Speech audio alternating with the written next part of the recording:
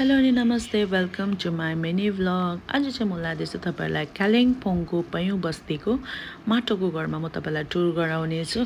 अनि हामी चाहिँ सिधै गएर हामी किचनमा बस्यौं अनि किचनमा हेर्यो यति दामी चाहिँ उनीहरुले माटोको घर बनाएको थियो। अनि म लाँदैछु तपाईलाई बेडरुम तर्फ। यहाँ चाहिँ होम्स प्लस हस्टेल जस्तो नानीहरुको रहेछ। अनि हामी गयौं सिधै भित्र। अलिकति लाइट गएको थियो अँध्यारो देख्न सक्छ। यहाँनिर चाहिँ छ वाशरुम अनि यतापटि छ बेडरुम हो, लाइट चाहिँ थिएन। अनि हामी फेरि बाहिर गएर लिभिङ रुम तर्फ गयौं जहाँ चाहिँ नानीहरुले म्युजिकहरु सिक्न सक्दो रहेछ, बुक्सहरु पढ्न सक्दो रहेछ। यहाँ हेर्नुस् न तपाईलाई देखाउँछु यति दामी माटोको मात्रै घर हरे, यो चाहिँ माटोले मात्रै बनाएको। अनि यहाँनिर बुक्सहरु नानीहरुको लागि अनि इन्स्ट्रुमेन्ट नानीहरुको लागि थियो।